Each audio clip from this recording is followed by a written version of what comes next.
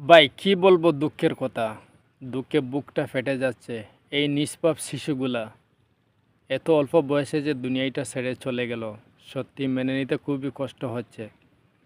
কিন্তু এই বিমানটা এইভাবে দুর্ঘটনা ঘটবে কেউ কোনো কল্পনাই করতে পারে নাই। কতজন লাশ এই পর্যন্ত, কিন্তু কোনো হিসাব নাই। আমার উপরে এই মেটার গ্যাস থেকে শুনেন। এগুলা মানুষ, এগুলা মানুষ, এটা জাতি না, এগুলা জাতি না, এগুলো অমানুষ।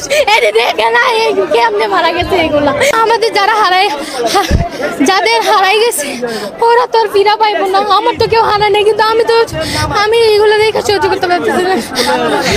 যাদের হারাইছে ওরা তো বুঝতেছে, ওদেরকে তো ওদের লাশগুলো ফিরাই দেন, হাড্ডিগুলো অন্তত ফিরাই দেন, জানাজা করুক। মা একটু দেখুক যে আমার সন্তানের লাশটা আমি দেখছি। চোখের সামনে 30 থেকে 35টা লাশ নিয়ে গেছে, হেলিকপ্টার দিয়ে কতটি লাশ তুলছে সরাসরি। ওরা বলে আর কি সকাল অব্দি বলছে 27 জন মারা গেছে। কেন 27 জন মারা যায়? সঠিক তথ্য আমি চাই। আমার ভাইরা কেন বললো? আমার ক্যাম্পাসে এত খুন কেন হইলো? এতগুলো আমি জানি এটা প্রিপ্ল্যান না, আমি জানি, কিন্তু ঘটনা হয়ে গেছে, কিছু করার নাই। প্রশাসন আসছে, দেখবে, এটাই স্বাভাবিক, কিন্তু এটা আমি আশা করি নাই।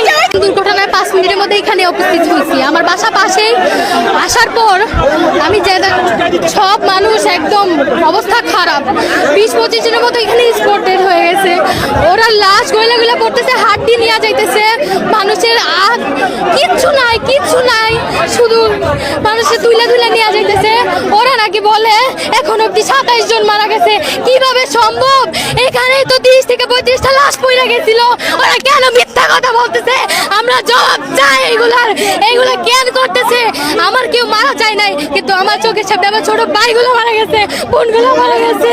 আমিও মারা যেতে পারতাম, আমিও স্টুডেন্ট, কিন্তু আমি এগুলো সহ্য করতে পারি। আমি সারা রাত ঘুমাইতে পারি নাই। ওরা কি নিউজ করে? প্রত্যেকটা নিউজ প্রেজেন্টার মিথ্যা কথা প্রমাণ করতে, মিথ্যা কথা দিতেছে।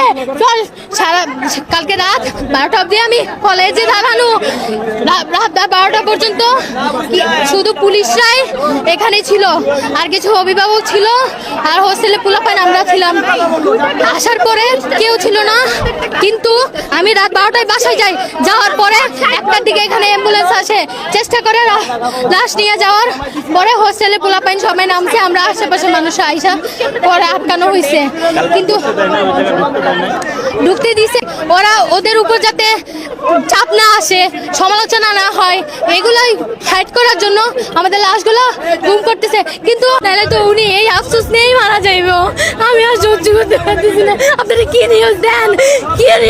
আপনারা কেমনে এতগুলো মানুষ মারা গেছে? আপনারা সবাই মিথ্যা কথা বলতেছেন, কেউ সত্য কথা বলতেছেন না।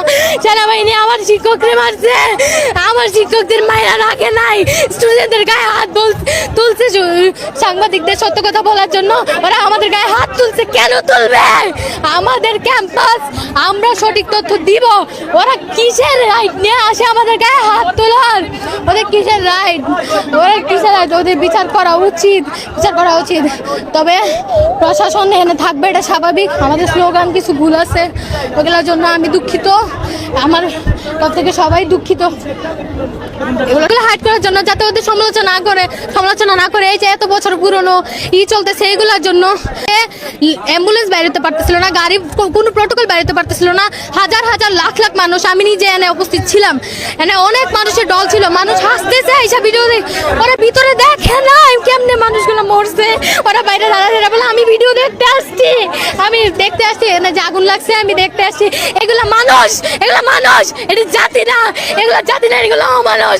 এটা দেখে না কেমনে মারা গেছে, এগুলো দেখে নাই, দেখলে আসতে পারতো না। নিজের একটা সন্তান হারাইতো, নিজের একটা ভাই হারাইতো, তাইলে বুঝতো বেদনা কি। আল্লাহ